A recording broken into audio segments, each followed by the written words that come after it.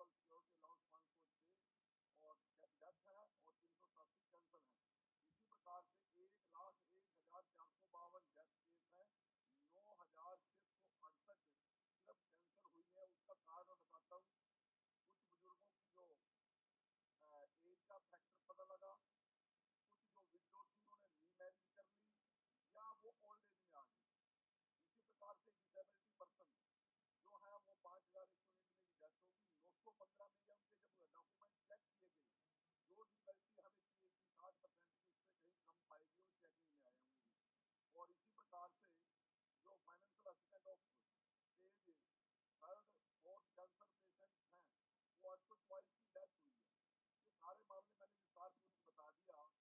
और कोई और जानकारी चाहिएगी तो मैं साथी को वो भी दूंगा। और अभी लेटेस्ट जो हमने पेंशन अभी डाली है, सभी प्रकार की पेंशन को इसी हफ्ते जो मैंने मुख्यमंत्री जी ने वचन पुष्ट किया 10 तारीख को, उसमें टोटल बेनिफिशियरी है 36,43,092 और अमाउंट गया है 1133 करोड़ रुपए का। और यदि स्पेशल ओल्ड एज की बात कर रहे हैं, ओल्ड एज में 22,23,690 है, जिसमें अमाउंट गया 685 करोड़ रुपए। वो जो मैंने इतना टाइम मैंने सब ये पूछा है सर, जो वेरीफाई के लिए इन्होंने आंकड़ा को बताया था कि हमने वेरीफाई के लिए कैंसिल होगी थी, मुझे सिर्फ वो आंकड़ा थी। मैंने ये तो मेरे पास आ चुका है, मैंने पहले कहा पसंद से आपने दे दिया। जो जो था कि जो पेंशन उन्होंने कहा दूसरा टाइम वेस्ट करने की जरूरत नहीं है भाई, तसल्ली तो बचानी पड़ेगी। ये अखबार में बोल के लोगों को गुमराह करते हो तो सही बतानी पड़ेगी और सही सुनने के लिए तैयार भी रहना चाहिए। कोई टाइम वेस्ट नहीं किया, जैसा बार आपको बताया। अगर झूठ फैलाया जाएगा, अगर झूठ फैलाया जाएगा, इसका जवाब तो मंत्री जी देंगे ना। झूठ फैलाया जाएगा तो मंत्री तो अखबार में। मैं आपके माध्यम से मंत्री से जानना चाहता हूं कि मैंने जो गीता की जन्मस्थली है ज्योतिसर और एक बहुत बड़ा गांव है हमारे हल्के का किरमच, उनमें खेल स्टेडियम की बात की। जिन्होंने कहा नहीं सर, तो मैं जानना चाहूंगा कि मंत्री जी बताएंगे कि नए खेल स्टेडियम बनाने का क्राइटेरिया क्या है। माननीय स्पीकर सर, जो प्रश्न माननीय सदस्य ने पूछा उसके बारे में मैंने जवाब दे दिया, लेकिन कुछ जानकारियां माननीय सदस्य को मैं जरूर आपके माध्यम से देना चाहता हूं कि कुरुक्षेत्र में ऑलरेडी जिला स्तरीय स्टेडियम है, उपमंडल स्टेडियम है, मार्कंडेश्वर हॉकी स्टेडियम है, गांव धनौरा जटान में खेल स्टेडियम है, राजीव गांधी खेल परिसर 5 है और मिनी ग्रामीण स्टेडियम 8 है। और जहां तक की बात रही स्टेडियम की उनकी पूछ की, तो हम समय समय पर जहां पर भी जरूरत होती है हम खेल स्टेडियमों को बनाने का काम करते हैं, इंफ्रा को सुधारने का काम करते हैं। सर, क्राइटेरिया पूछा है, क्राइटेरिया क्या होता है, जनसंख्या क्या होता है या कोई दूरी का होता है, उसके बारे में मंत्री जी बताएं। एक साथ ही बता दिए।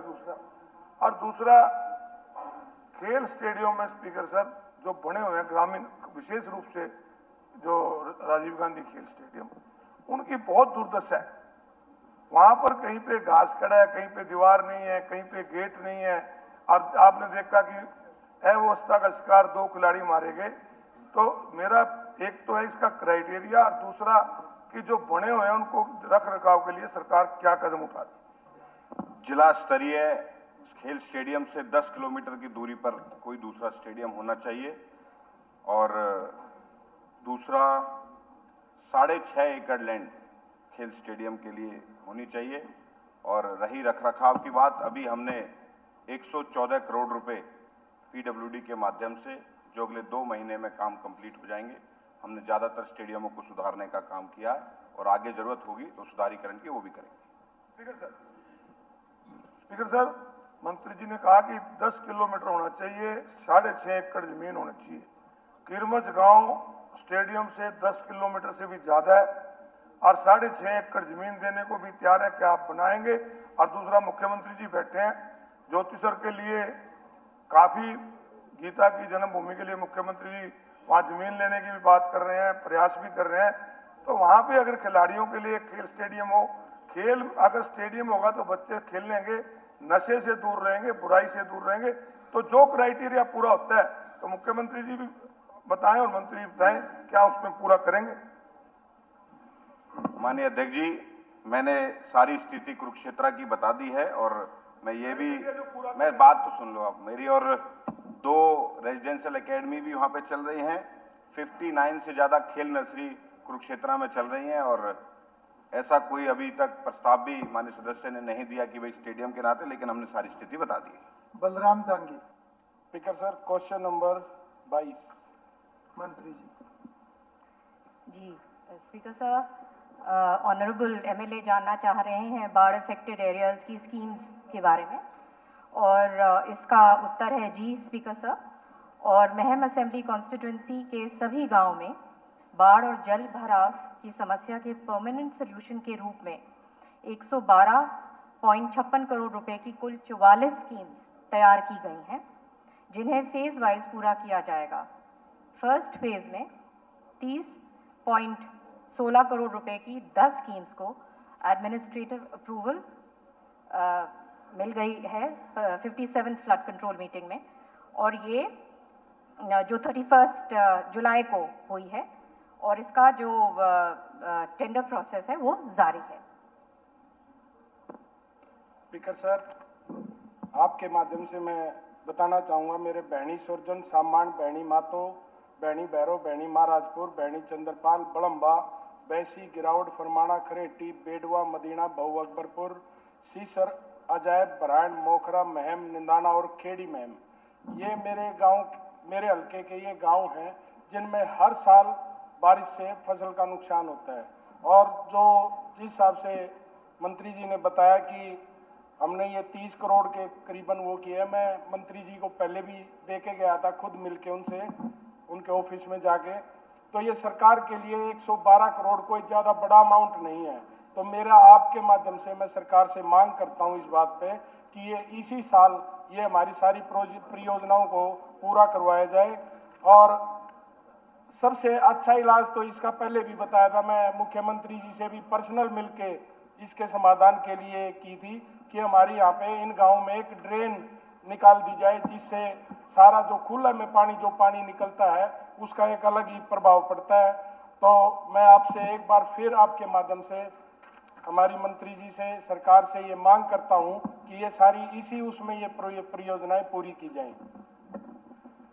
सर, ये सही कह रहे हैं, ये लो लाइन एरिया है, यहाँ पे दिक्कत भी हुई थी पिछली बार और काफ़ी विभाग ने यहाँ पे काम किया था। पिछली बार काफ़ी EP sets, 250 EP sets, 50 vertical pumps, diesel pumps, ये सारे के सारे लगाए गए थे और काफ़ी लंबे अरसे से वहाँ पे काम नहीं हुआ है। इस गवर्नमेंट में ये पहली बार जो ये काम लिया जा रहा है और ये इसको प्रायोरिटी वाइज लिया है, क्योंकि ये जो 10 गांव जो हैं इसमें काफ़ी खतरा रहता है और ये पाइपलाइंस का काम पहले लिया है प्रायोरिटी में। और मैं माननीय एमएलए साहब को आश्वासन देती हूँ कि इस काम को हम फेजेस में कर रहे हैं, आगे जाके जरूर कंप्लीट करेंगे। सर एक बात रहे मेरे सर, ये 4-5 गांव ऐसे हैं, आप जाके देखोगे अभी भी उनमें पानी खड़ा है, लेकिन उनके लिए ये स्कीमें अभी नहीं कर पा रहे। तो मेरी स्पेशल मांग है, जैसे मदीना है, मोखरा है, मेरा फरमाना है, निंदाना गांव है, बड़म्बा है, इनमें इतना बुरा हाल है, आज भी पानी खड़ा है। तो हर साल ये फसल बर्बाद हो जाती है, दूर किया जाए। हमारे साथी शीशपाल जी ने ऑन टेबल दे दिया है और कोई विशेष जानकारी चाहिएगी तो ये बात कर सकते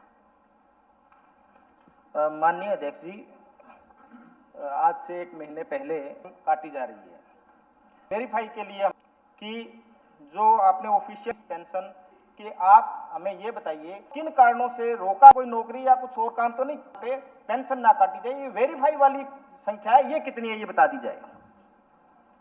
देखिए श्रीमान जी, साथी ने 3 क्वेश्चन किए हैं। इन्होंने कहा कि राज्य में 31 अगस्त 2024 के अनुसार राज्य में वृद्धावस्था, विधवा, दिव्यांग, निराश्रित इत्यादि जैसी विभिन्न श्रेणियों के अंतर्गत सरकार से सामाजिक सुरक्षा पेंशन प्राप्त करने वाले लाभार्थियों की श्रेणीवार संख्या कितनी है। मैं इनको बताना चाहता हूं कि जो जो इन्होंने संख्या पूछी है, ओल्ड एज सम्मान अलाउंस 20,38,552 है। मैं वेरीफाई वाली जो है वो कितनी है वो बता दीजिए, बाकी कोई बात नहीं, ये आंकड़ा तो आ चुका है। बता रहे हो, जवाब दे रहे हैं, आप आराम से सुनो। दूसरा विडो पेंशन है 8,71,928, डिसेबिलिटी पेंशन है 2,02,229, फाइनेंशियल असिस्टेंट डिस्ट्रीब्यूट चिल्ड्रन की है 1,68,308, लाडली सोशल सिक्योरिटी अलाउंसेज जो हम दे रहे हैं वो 38,834 और विडोवर और अनमैरिड पर्सन का है 36,951, non going school disabled children 8,992, cancer के 1700, अलाउंस और ड्राफ्ट 72।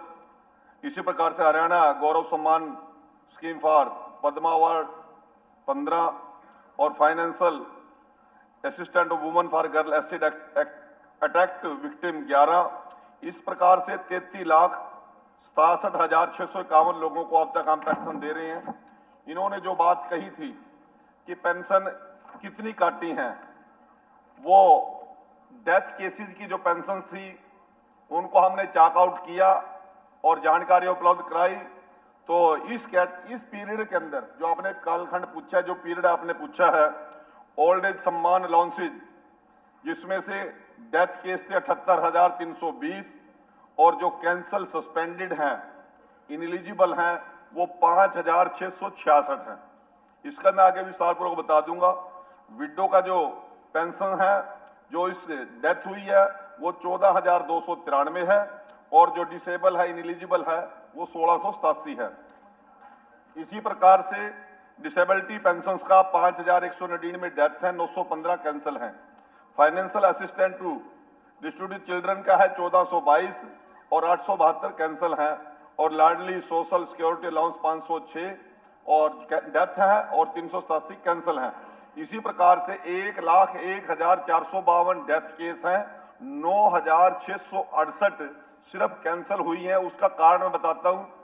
कुछ बुजुर्गों की जो एज का फैक्टर पता लगा, कुछ जो विडो थी उन्होंने रीमैरिज कर ली या वो ओल्ड एज में आ गई।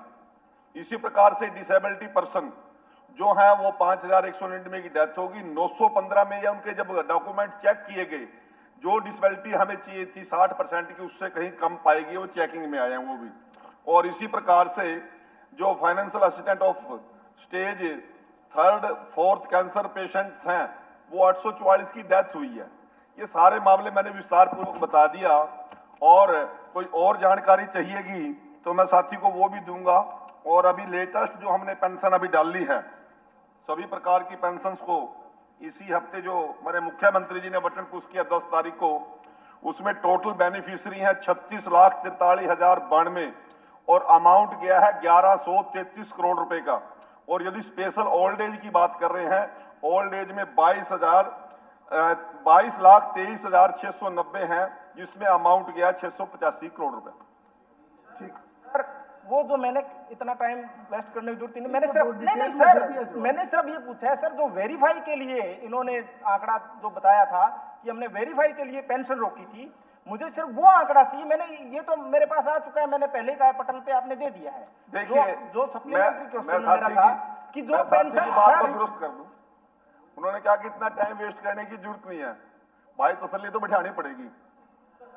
ये अखबार में बोल लो, ये अखबार में बोलते हो ना, नहीं, जब अखबार में बोलते हो और लोगों को गुमराह करते हो, अखबार में बोल के लोगों को गुमराह करते हो तो सच्चाई बतानी पड़ेगी और सच्चाई सुनने के लिए तैयार भी रहना चाहिए। कोई टाइम वेस्ट नहीं किया, डेटा वार आपको बताया। स्पीकर सर, और पूछोगे तो अगर झूठ फैलाया जाएगा कि जितनी आप छाट अगर झूठ फैलाया जाएगा इसका जवाब तो मंत्री जी देंगे ना। झूठ फैलाया जाएगा तो मंत्री तो अखबार में बोलना बड़ा आसान है। हमने पहले दिन कहा था ना किसी की पेंशन काट रहे हैं, ना किसी की हम कोई गलती कर रहे हैं, जांच कर रहे हैं। और सुनो, ठीक है, वो सरकार की प्रक्रिया है, डिपार्टमेंट की प्रक्रिया है वेरिफिकेशन की। ठीक, सरकार की जिम्मेवारी जांच करना है, जांच आगे भी करेंगे, कोई आपके दबाव में जांच थोड़ी रोक देंगे हम। यदि हमें वहां हमारे पास शिकायत आएगी और सीएम विंडो आएगी, दोबारा भी जांच करेंगे, लगातार जांच करेंगे। ठीक है मंत्री। परंतु जो वृद्धावस्था का सम्मान पेंशन का, जो वृद्धों की सम्मान का ठेका आप लड़के आपको ठेका नहीं देंगे, वो वृद्ध हमारे भी है, केवल आपके नहीं है, हमारे बुजुर्ग है वो। चलिए किसी को आपको कोई ठीक है। नेक्स्ट श्री सतपाल जांबा जी। एक मिनट मुख्यमंत्री एक मिनट मान्य अध्यक्ष जी एक मिनट जी मुख्यमंत्री मान्य अध्यक्ष जी मैंने एक बार मुख्यमंत्री एक जी मिनट। मुख्यमंत्री जी बात कर रहे हैं। मैंने एक स्टेटमेंट भी दिया था, मैंने किसी मंच के ऊपर कहा था कि बुजुर्ग हमारे पिता समान हैं। ये भारतीय जनता पार्टी है माननीय अध्यक्ष जी, जिसने बुजुर्गों का इतना सम्मान करने का काम कर रही है। माननीय अध्यक्ष जी, मैंने ये भी कहा था, मैं आदरणीय नरेंद्र मोदी जी का धन्यवाद करना चाहता हूं कि उन्होंने अभी अपने संकल्प पत्र में एक बात कही थी कि 70 साल का ऊपर का कोई भी बुजुर्ग है, अगर उसको कोई बीमारी हो जाती है या कोई बीमारी आ जाती है तो परिवार को इलाज की चिंता नहीं है माननीय अध्यक्ष जी, सारा इलाज नरेंद्र मोदी और हरियाणा सरकार कराएगी। 5 लाख रुपए का माननीय अध्यक्ष जी उसको अलग से कोई भी बुजुर्ग है, और ये इस प्रकार की अफवाह दी थी माननीय अध्यक्ष जी। उन बुजुर्गों के अंदर विपक्ष ने ये पाप किया है, अफवाह फैला करके कहा पेंशन काट दी। अरे पेंशन काट देंगे माननीय अध्यक्ष जी हम किसी बुजुर्ग की? हम तो उनका सम्मान बढ़ा रहे हैं, उनका बढ़ा करके दे रहे हैं। इस पर देखिए माननीय अध्यक्ष जी, माननीय मंत्री जी ने जो जवाब दिया है, मंत्री जी ने ये कहा है कि अगर कोई शिकायत आती है, ये सरकार की जिम्मेवारी है उसको वेरीफाई करना हमारी जिम्मेवारी है, और उसको वेरीफाई करने के लिए उसको थोड़ी देर होल्ड किया था और वो चला गया सारा का सारा। नहीं, गुना नहीं, अफवाह नहीं फैलानी चाहिए, अफवाह फैलाई आप लोगों ने, कमाल कर दिया। इसका मतलब नहीं, इतनी अफवाह फैलाई दी, नहीं इतनी अफवाह फैलाई दी। अगर मैं कहूं आपके समय के अंदर अगर मैं कहूं आपके समय में बुजुर्गों को एक साल 6 महीने पेंशन नहीं मिलती थी। हमारे काद्यान साहब बैठे हैं, देखते रहा थे जी, बुजुर्ग बैठे, पेंशन नहीं मिलती थी और उनको जाना पड़ता था 5 किलोमीटर दूर, 5 किलोमीटर गर्मी में माननीय अध्यक्ष जी पसीने में जाना पड़ता, पानी पूछने वाला नहीं था बुजुर्गों को कोई। इनके समय में हमने घर बैठे आज ये सम्मान दिया कि बुजुर्ग के मोबाइल के अंदर SMS आता है माननीय अध्यक्ष जी, ये आपकी सम्मान आ गया है, आप जाकर के ले सकते हैं, और जाकर के बैंक में ATM के ऊपर कोरे नोट कटवाए का और अपने पोत्यानु रेवड़ी खिला दे, वहां सकता। आपके समय में तो पोता भी तो रानी लगा था। चलिए श्री सतपाल जांबा प्रश्न संख्या 24 मंत्री जी ऑनरेबल स्पीकर साहब, ठीक है, प्रश्नकाल चलने दें। अरोड़ा जी बैठिए प्लीज, अरोड़ा जी बैठिए प्लीज, बैठिए, प्रश्नकाल चलने दीजिए। नहीं, चर्चा का समय आएगा जब चर्चा कर लेना, प्रश्नकाल में चर्चा नहीं, आपको मौका मिलेगा, कल भी आप काफी अच्छा बोल रहे, आगे भी मौका मिलेगा, प्लीज बैठिए। जी मंत्री जी। ऑनरेबल MLA स्पीकर साहब जानना चाह रहे हैं रिहैबिलिटेशन और रीमॉडलिंग 2 माइनर्स के बारे में, चंदाना माइनर और थरोटा माइनर। इसका उत्तर है स्पीकर सर, सभी नेसेसरी डिपार्टमेंटल फॉर्मेलिटीज़ को पूरा करने के पश्चात ये कार्य 1/4/26 तक शुरू हो जाएंगे। इन कामों के लिए एडमिन अप्रूवल करीब 7.52 करोड़ चंदाना माइनर के लिए और 9.99 करोड़ थरोटा माइनर के लिए एडमिनिस्ट्रेटिव अप्रूवल सरकार द्वारा पहले ही प्रदान की जा चुकी है और डिटेल्ड एस्टिमेट तैयार किया जा रहा है। ये काम 30/6/27 तक पूरे हो जाएंगे। माननीय अध्यक्ष जी, मैं माननीय मंत्री जी के उत्तर से संतुष्ट हूं और मैं उनका धन्यवाद करना चाहता हूं। बहुत अच्छा। श्री योगेंद्र राणा प्रश्न संख्या 25 जी मंत्री जी। बहुत अच्छा बोले। माननीय अध्यक्ष जी, पीएचसी मुनक का काम बिल्कुल रोका गया है 20% पे। उसकी सिर्फ 4 दीवारी बनी है आज तक, और उसके बाद पीडब्ल्यूडी ने एक पिटिशन और उन्होंने एक इंक्वायरी बिठा दी कंस्ट्रक्टिंग कंपनी के अगेंस्ट कि उन्होंने जो पैसा लिया है 4 दीवारी बनाने के लिए वो ज़्यादा है। उसके खिलाफ फिर उन्होंने हाई कोर्ट में चले गए थे, ये 2022 में। उसके बाद आर्बिट्रेशन हो रही है, और आर्बिट्रेशन होने के बाद जल्द ही काम शुरू हो जाएगा। अभी जो एक्सपेंस बन के आया है पीडब्ल्यूडी बीएनआर की तरफ से, वो है 11.5 करोड़ का पीएचसी के लिए, जो ज़्यादा माना जा रहा है। तो उसके लिए भी हम एक बारी एजेंसी से बात कर रहे हैं, ताकि हम एक पीएचसी का इतना बड़ा हमें इतना ज़्यादा हमें पैसा ना देना पड़े कि 5-6 करोड़ में ही बात बन जाए। तो जल्द ही जैसे ही ये आएगा विधायक जी, पीएचसी का भी काम 18 महीने में हो जाएगा। धन्यवाद।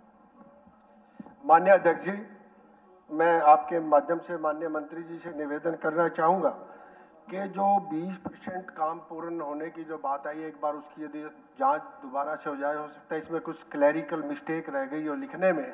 और दूसरा, माननीय अध्यक्ष जी, मैं माननीय मंत्री जी से निवेदन करना चाहूँगा कि जो इन्होंने लिखा है कि 18 महीने में स्वीकृति के बाद ये पीएचसी बन जाएगी।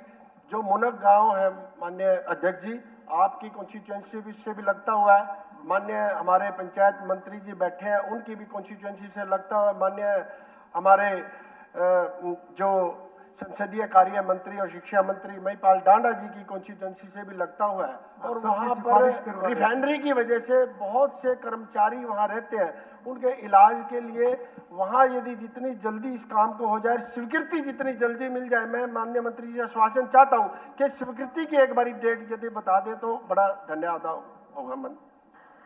माननीय अध्यक्ष जी, मैं विधायक जी को पूर्ण विश्वास दिलाती हूँ कि जल्द से जल्द हो जाएगा। धन्यवाद। उन्होंने हमारी भी चिंता की, उनका धन्यवाद। श्री राम कुमार गौतम, श्री नरेश सेलवाल, पर्सन संख्या 27 सर। जी मंत्री जी। माननीय अध्यक्ष जी, माननीय सदस्य ने पूछा है कि फतेहाबाद से उकलाना मंडी तक सड़क को 4 मार्गी का कोई प्रस्ताव है। अभी इसका कोई 4 मार्गी का प्रस्ताव हमारा अभी नहीं है। ये जो सड़क है ये 2 जिलों की है, हिसार और फतेहाबाद की। इसमें मैं माननीय सदस्यों को बताना चाहूँगा कि जो 7 मीटर की जो रोड है उसको हम 10 मीटर की करने का काम हम कर रहे हैं। उस पर हमारा काम चल रहा है, और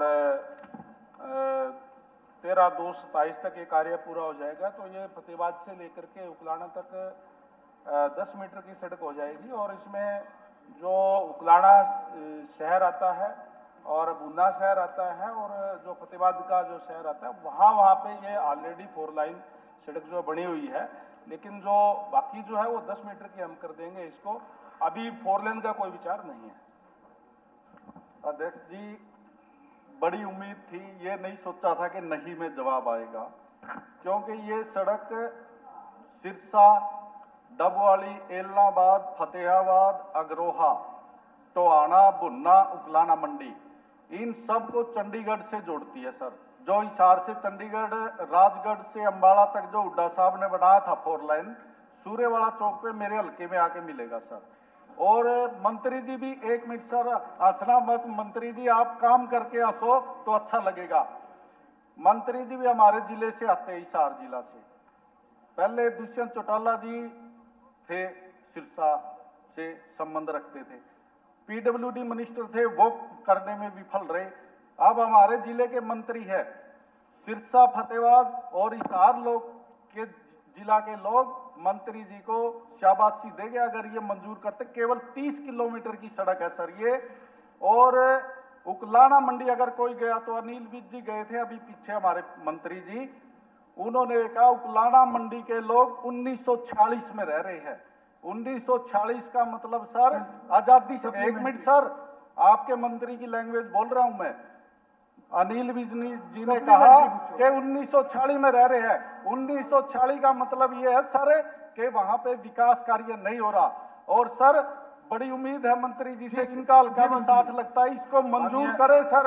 और एक बात और कहना चाहता हूं, उकलाना से लेके मुगलपुरा तक और बुन्ना के अंदर ये 4 लाइन है दोनों शहरों के अंदर। अगर बार बार का बाईपास आप निकालोगे तो 20-25 किलोमीटर का टुकड़ा बनता सर। और सिरसा फतेहाबाद बलवान जी, जर्नैल जी, शिषपाल जी बैठे हैं, इनको भी जोड़ता है सर। ये बहुत महत्वपूर्ण सड़क है सर। मंत्री जी इसको याद करें। ठीक है बलवान जी। माननीय अध्यक्ष महोदय, आज हरियाणा प्रदेश के अंदर डबल इंजन की सरकार है। हमारा कोई भी जिला ऐसा नहीं है, 23 जिले हैं जो नेशनल हाईवे से ना जुड़ा हुआ हो। सारे के सारे नेशनल हाईवे से जुड़े हुए हैं। रही बात उकलाना की, उकलाना भी नेशनल हाईवे से जुड़ा हुआ है, उकलाना शहर भी जो है। और जो सिरसा से फतेहाबाद तक भी नेशनल हाईवे है। और ये रोड भी मैंने कहा कि हम इसको 10 मीटर की करने जा रहे हैं ताकि कनेक्टिविटी अच्छी हो। और 1 मिनट बलवान जी बात सुनो। और जो विधायक जी जो बात नहीं उठा रहे वो भी मैं इनकी बता देता हूं कि जो हमारा जो ओवरब्रिज है उकलाना का, वो भी मई तक पूरा हो जाएगा। और जो वाकई जो श्रीनिवास गोयल के नेतृत्व में बहुत से जो शहर के व्यापारी आए थे मेरे पास, और हम उसकी अंडरपास की भी विजिबिलिटी बता रहे हैं। मैं विधायक जी को जानकारी के लिए बताना चाहता हूं। जहां तक इन्होंने कहा कि 1946 की बात, देखिए कोई भी कहीं भी अगर कोई डेवलपमेंट करेंगे तो एक बारी दिक्कत होएगी। उकलाना के अंदर हम सीवरेज सिस्टम भी और भाखड़ा का पानी भी अभी हमने देने का काम किया 6 करोड़ रुपए की लागत से। और लगभग 20 करोड़ रुपए की लागत जो टैंकर उस पे बना करके आई हमारी, हम पानी देने का काम करें। जब उसके अंदर आप बात तो सुन लो एक बार, उसके बाद बता देना। जब कोई भी नहीं, आपने 1946 की बात कही, आपने जो बात की उसका जवाब दे रहा हूं। जब कोई भी काम होता है, कोई सीवरेज खुदता है, तो एक बार तो देखो दिक्कत परेशानी होती है, लेकिन वो स्थायी समाधान हम करने का काम करें। ये नायब जी की सरकार है, समान विकास करने का काम करती है। इंदुराज नरवाल। अध्यक्ष जी, प्रश्न नंबर संख्या 28। जी मंत्री जी। नहीं आपका हो गया। नहीं अभी हो गया आपका। आप अब 1946 से पीछे चले जाओगे। नहीं मंत्री जी अगला जवाब दीजिए। वो नहीं ऐसे नहीं, वो कुछ भी भाषणबाजी नहीं ऐसे चलेगी। आप बैठिए प्लीज, बैठिए। चलिए प्रश्न संख्या 28। चलो। नहीं मंत्री जी प्लीज अगला जवाब। वो हो गया, ऐसे डिबेट ना ऐसा है बलवान सिंह जी, इन्होंने भी कहा है 4 लाइन की भी कोई वो होती है, वो फिजिबिलिटी हम माननीय सीएम साहब से बात करके इसके भी विचार करेंगे आगे। बता दिया आपने, ठीक। अब जो बात माननीय इंदुराज जी ने कही है, ये बाईपास की बात कही है। एक साइड तो इसका बाईपास पहले ही जो, जैसे मैंने कहा कि आज डबल इंजन की सरकार है तो 4 लाइन गुहानों को भी जोड़ दिया। लेकिन जो ये बाईपास की बात कही है, इसके लिए सरकार द्वारा 238 लाख रुपए पहले ही इसकी स्वीकृति हो गई थी। लेकिन ये लगभग 8 किलोमीटर का है, 7.791 किलोमीटर का। और इसके लिए ई भूमि का एक हमारा सिस्टम है, उससे हम आज खरीद करते हैं किसानों की कंसेंट से, और उस पर 4-5 गुना रेट ज्यादा आ गया। देखिए कई बार जो ये हो जाता है कि यहाँ तो जमीन सरकार एक्वायर कर रही है, इसलिए लोग उसको बढ़ा देते हैं ज्यादा। मैं विधायक जी से भी कहूंगा कि अगर थोड़ा लोगों से बातचीत करके अगर जो ठीक रेट में जो गवर्नमेंट के नॉर्म है उसके मुताबिक अगर वो रेट पे आते हैं तो हम इसको खरीद करके वो बनाने का काम भी करेंगे। जी अध्यक्ष जी, मैं आपके माध्यम से मंत्री जी ये कहना चाहूंगा कि आपने गोवाना शहर बिल्कुल जाम की साइड में है और बहुत सारे जो पुरानी मंडी सारा बाजार पश्चिमी के तरफ है। और जो मंत्री जी ने कहा के मुख्यमंत्री थे आदरणीय मनोहर लाल खट्टर जी, ये नवंबर 2015 में घोषणा हुई और 2019 में इसका बजट दिया गया, लेकिन आज भी पकड़ा गए। आप इस पश्चिमी बाईपास को बनाने का काम करें ताकि गोवाना शहर को जो जाम का जो माहौल है उसको दूर हो सके और गोवाना को विकास की नॉर्म्स है उसके मुताबिक अगर आते हैं, उसमें थोड़ा बहुत अगर ज्यादा भी आते हैं तो भी हम उसको लेकर के उनको पेमेंट करके और इसको तुरंत बनाने का काम हम करेंगे। अध्यक्ष जी, मैं आपके माध्यम से कहना चाहूंगा कि जब माननीय मुख्यमंत्री जी घोषणा एक मिनट, लेकिन ये देख करके कि भी सरकार ये जमीन ले रही है और कोई 8-8, 10-10 गुना मांगे तो वो पे करना संभव नहीं है। एक सीमा तो अध्यक्ष जी, यह बात सही है आपकी, सीमा तय हो, लेकिन जब भी कोई मुख्यमंत्री जी घोषणा करे उससे पहले उसकी फिजिबिलिटी चेक करा ले। एक मुख्यमंत्री का जो संवैधानिक पद है उस पर पूरा हरियाणा प्रदेश भरोसा करता है। जब मुख्यमंत्री जी की घोषणा भी झूठी हो तो लोग कहाँ जाएंगे? लगातार आज 14 साल हो गए। इससे कहना चाहूंगा कि एक डेढ़ काम करे। आप ये बताओ, दोनों साइड लग रहे हैं, जब है उससे ज्यादा गवर्नमेंट देने के लिए तैयार है, लेकिन ये नहीं कोई 8-8, 10-10 गुना गवर्नमेंट दे देगी, उसमें थोड़ा सा आप कोऑर्डिनेशन करें। अध्यक्ष जी, जरूरत ही नहीं, आप एक बार कर लो, किसान काम ना करे। नहीं, वो तो एक और भी हाईवे हैं, उनके लिए किसानों पर जमीन थोड़ी ली थी, वो भी आप। मैं बाईपास ना अपने लिए मांगता ना पांडु जी, मैं तो मुख्यमंत्री और कृषि मंत्री के लिए मांगू। यमुनानगर जाते 1.5 घंटा लग जाता है, 50 किलोमीटर। मान्य अध्यक्ष जी, क्योंकि हर बार इनकी जानकारी, मैं आपको चंडीगढ़ आना था, नारनौल से चंडीगढ़ आना है कि उसकी तैयारी चल रही है, वो 4 लाइनिंग जल्दी ही विद बजट आने वाला है, उसका जो बाईपास है। जब एक बार बार नहीं 29 जी मंत्री जी, बैठ जाओ मंत्री जी, अरे जी मंत्री जी, क्वेश्चन है, मैंने तीनों का जवाब दिया। दिनेश जी। स्पीकर सर, एक गांव है वहाँ पे आज भी गवर्नमेंट और प्राइवेट सेक्टर में बच्चे जो स्विमिंग करते हैं तालाब में, अगर वो एक बार उस्ताद हो रही है कि आ रहे हैं, ये हमारे अंडर में नहीं है, आपको बाकी खिला दिए गए, लेकिन ध्यान लगा के उस चीज को हमारी को सुनेगा और इस मैटर को बहुत सीरियसली लेगा सर। माननीय अध्यक्ष जी, आपके दूरी पे स्टेडियम होने चाहिए, जो उससे 10-12 किलोमीटर में 2 स्टेडियम में नरवाना, महाराजा जन्मेजय। एक बार जवाब तो सुन लो, आपको कहाँ पे खेल स्टेडियम में राजीव गांधी 8 है, और बात है वो एकलव्य स्टेडियम में जो 10 से 12 किलोमीटर की दूरी पर है उस गांव से, वहां पर एक ओलंपिक लेवल का खेल स्टेडियम चल रहा है। बताती हूँ, एकलव्य स्टेडियम की मैं आपको हकीकत बताती हूँ, वहाँ पे प्राइवेट किसी को कॉन्ट्रैक्ट करके दिया हुआ है, जो वहाँ पे पैसे देते हैं उन बच्चों को अलाउड करते हैं। मैंने भी बहुत बार उनसे कॉन्ट्रैक्ट करने की कोशिश की, मैंने रिक्वेस्ट किया कि 15-20 बच्चे जो इंटरनेशनल लेवल पे रिप्रेजेंट दिया हुआ, वो अपना पैसा जो उन्होंने सरकार को दिया है कॉन्ट्रैक्ट लेने के लिए, वो पैसा पूरा करने के लिए वो जो पैसे देते हैं उनको स्विमिंग करवाते हैं सर। तो जो बच्चे जो रिजल्ट्स दे रहे हैं 250-300 बच्चे, उनको ट्रेनिंग के लिए नहीं मिल रहा है सर। मैं बता रही हूँ कि सर्दी का मौसम है, आप चलो आप पानी में हाथ लगाते हुए नल के अंदर भी हम लोग गर्म पानी तलाशते हैं और वो बच्चे तालाब में कर रहे हैं। मैं वहां पे गई थी सर, जो माएँ हैं वो रोने लगी मेरे सामने कि बेटी तू कुछ कर। ये हालात हैं आज के दिन प्रदेश के और सिलेक्टेड बच्चों के लिए कोई व्यवस्था हो पढ़ी लिखी बातें बोल रहे हैं आप, मैदान में चलो आप मेरे साथ एकलव्य स्टेडियम में चलिए सर। हो सकता है अब कोई प्रस्ताव आएगा तो इन्होंने बताया, उसकी जानकारी लेके रखेंगे। हाँ ठीक है, आप अरे वो चर्चा कर ले, व्यवहारिक नहीं है, जो व्यवहारिक नहीं है, अरे बात तो सुनो, जो व्यवहारिक नहीं है, जो पॉलिसी के अकॉर्डिंग है, आप चर्चा करें। विनेश जी, उन्होंने कहा है कोई प्रस्ताव आप लाएं, कुछ सिलेक्टेड बच्चों के लिए प्रस्ताव लाएं ताकि उनके लिए व्यवस्था की जा सके। वो जवाब मैंने दिया, लेकिन आप करेंगे तो उस पर एक बार विचार करेंगे। और जो आप कह रही हैं कि किस प्रकार की जो फीस ली जाती है, अगर उसकी बात करेंगे उसकी जांच करेंगे। अगर कोई ऐसी बात है तो तेजपाल तंवर और संख्या 30 जी मंत्री जी। विनेश जी, आपको आगे भी मौका मिलेगा, आपका बड़ा अच्छा जवाब उन्होंने दे दिया। आप कोई सिलेक्टेड बच्चों का कोई प्रपोजल बनाओ ताकि उनकी व्यवस्था हो। बताओ क्या कहना चाहते हो, बताओ कुछ। और आप कमेटियों में भी कमेटियों में भी थोड़ा सा आप समय दिया करो। अगर मंत्री जी से मैं कॉन्टेक्ट करने की कोशिश करती हूँ, मीटिंग मिलने की कोशिश करती हूँ अपने विधानसभा, मंत्री जी समय फिक्स कराओ, समय फिक्स कराओ, उनको चाय पिलाओ, बुलाओ। सोशल मीडिया के माध्यम से मैं तो लगाता हूँ, हजारों लोग मेरे से मिलते हैं, अगर ना हो तो देख ले। बात तो सुन लो पहले। 5 बार मेरी यहाँ के बात हुई है विधायिका जी, यहाँ पे बात हुई, और आप आएंगे तो स्वागत है आपका, अभिनंदन करेगा। आज ही मिलेंगे, कोई आप उनका समय फिक्स कराओ। ठीक है, तेजपाल तंवर जी। जमीन भी दी हुई है, आप मिल जी। जो अभी माननीय सदस्य 20-20, 25-25 किलोमीटर के हमारे बच्चे मैराथन में दौड़ में भाग लेते हैं, और 10 किलोमीटर की दूर पे अगर कोई ओलंपिक लेवल की ट्रेनिंग वाला कोई अगर इंस्टीट्यूशन है, कोई स्टेडियम है, तो उसको इतनी दूरी में नहीं हुई है सफाई भी। अब अगर बच्चों को ट्रेनिंग के लिए जाना है तो थोड़ा बहुत तो देखिए मेहनत तो करनी ही पड़ेगी ना सर।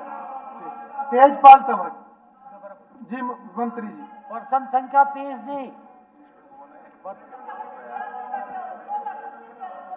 जी हाँ महोदय, भाई तेजपाल तंवर जी ने जिस विषय को यहाँ पे उठाया है, मैं उसमें हाँ में मेरा जवाब है।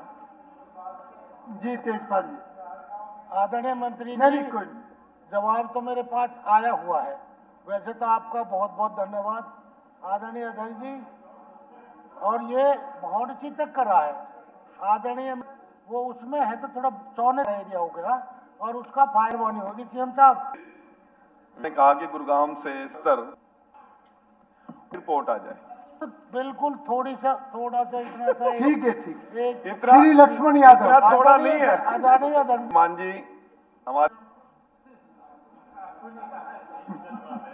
दिया है कि ये दूसरा टैंक हम बना देंगे, लेकिन मैं आपके माध्यम से ये कहना चाह रहा हूँ आदरणीय मंत्री जी को, आज 40 सेक्टर रेवाड़ी में कटे हैं, जिसमें 14 सेक्टर तो वर्किंग में है, रेजिडेंट रह रहे हैं, और मुश्किल से एक टैंक है जिसका 4.54 MLD पानी है, तो उससे पानी हो जाता है।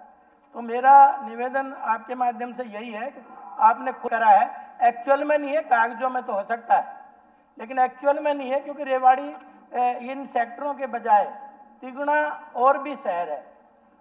तो मैं ये चाहता हूँ कि उसमें टैंक में है, क्योंकि कागजों में तो पूरा हो रहा है, कागजों में तो बल्ले बल्ले, लेकिन मैं आपसे निवेदन ये करना चाहूँगा धरातल पे वो, तो जब पानी पूरा है तो 3 दिन में 1 दिन देने का क्या मतलब है? माननीय विधायक जी का चिन्ह के ही कागज पे कोई चीज आती है। आपने कहा कि हमने आपके जो शहर का पूरा आने वाला सेशन भी किया गया था। आपके शहर में कुल 40 सेक्टर प्रस्तावित है, जिसमें सेक्टर 9 अर्थात सेक्टर 1 NMT ब्रास और संबंध बाजार 3 भाग 1, 4, 5 कॉमर्शियल है, 7, 8, 18, 19 और 20 अभी तक डेवलप किए गए हैं। इसमें जो आपका पानी की खपत है वो भी पूरी तरह अभी कंप्लीट शहर बस वो सेक्टर बसे नहीं है, उसमें भी अभी बहुत स्पेस बाकी है। 20 MLD की आवश्यकता उन्होंने अधिकारियों ने बता दी है। आपके लिए 20 MLD के साथ साथ 14 MLD की अभी तक जल आपूर्ति हम कर रहे हैं।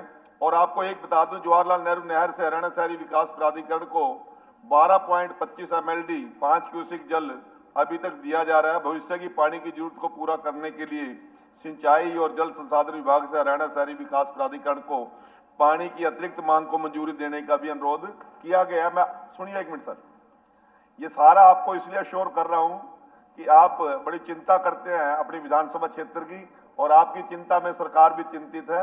आपको पूरी आपूर्ति मिलेगी पानी की, ये मैं आपको आश्वासन देता हूँ। चलिए, बहुत अच्छा।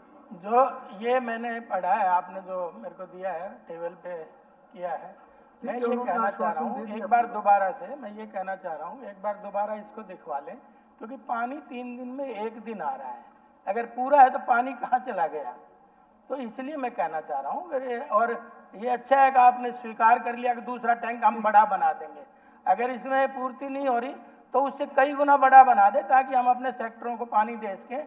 और 12 सेक्टर तो आज वर्किंग में है। ठीक है,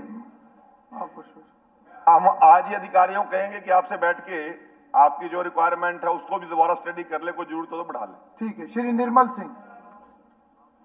32 स्पीकर सर। जी मंत्री।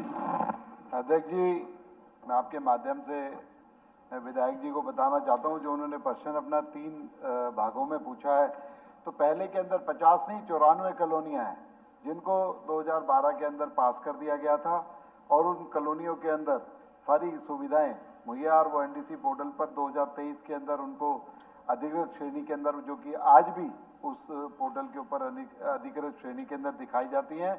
और 26/7/2019 को नगर निगम अम्बाला के पुनर्गठन का नोटिफिकेशन हुआ था।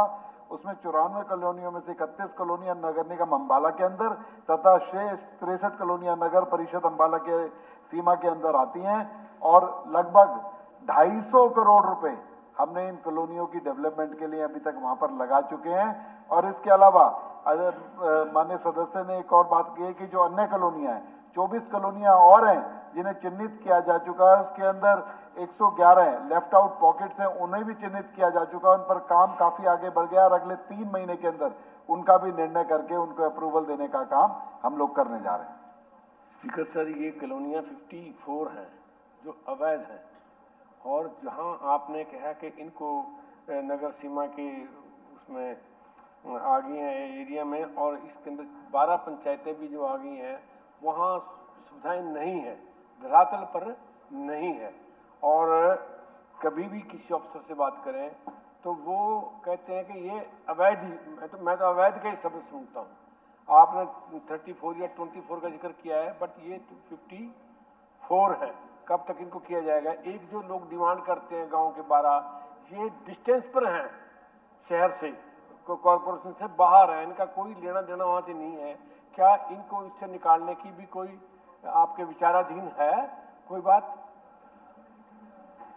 अध्यक्ष जी, जिस तरीके से सदस्य ने चिंता जताई है कि वो जो नगर पालिका है, नगर निगम की परिधि से बाहर है, उनको तो इसके अंदर काउंट नहीं किया जाएगा। लेकिन नगर निगम के अंदर जितनी भी कॉलोनी आती हैं, जो उसके अंदर हमारा एक क्राइटेरिया जो सरकार ने बनाया हुआ है कि 2 एकड़ जगह होनी चाहिए, उसकी कनेक्टिविटी 30 फुट की रोड से होनी चाहिए। अगर उसके अंदर कॉलोनियां जो है 24 फॉल करती हैं और उन पर एग्जामिनेशन का डिटेल एग्जामिनेशन चल रहा है, और उस पर हम लोग जो भी है उसे एनडीसी पोर्टल पे चढ़ाने का और सैंक्शन करने का काम करेंगे। अगर जो नियम और कायदे कानूनों के अंदर नहीं आती, सब चाहे छोटी 1-1.5 एकड़ की कॉलोनी है, 2 एकड़ से कम है या और कोई दिक्कत है, उन्हें किसी भी तरीके की मान्यता नहीं दी जाएगी। और इसके अलावा माननीय मुख्यमंत्री जी ने एक नया आदेश दिया था कि जितनी भी लेफ्ट आउट पॉकेट उन कॉलोनीज के अंदर बच जाती हैं, 1 एकड़ का, आधे एकड़ का, पौने एकड़ का कोई पीस बच जाता है, उनको छोड़ दिया गया था। 111 ऐसी लेफ्ट आउट पॉकेट उन 24 कॉलोनियों में चिन्हित कर दी गई हैं, उन्हें भी हम सैंक्शन करने का काम करेंगे। को आप सब नियमित करेंगे? विचाराधीन है आपके? करेंगे। जो 2.5 एकड़ के में नहीं है या कम है, पहले तो देखो इनको बनने दिया, अब वहाँ लोगों को नहीं, हमने नहीं बनने दिया था किसी भी तरीके से। अनऑथराइज कॉलोनियां जिन पर रेगुलर कार्रवाई हुई थी, जिन पर तोड़फोड़ का, जिन पे FIR भी दर्ज हुई थी, लेकिन नियम और कायदे कानूनों के तहत 2023 के अंदर 2023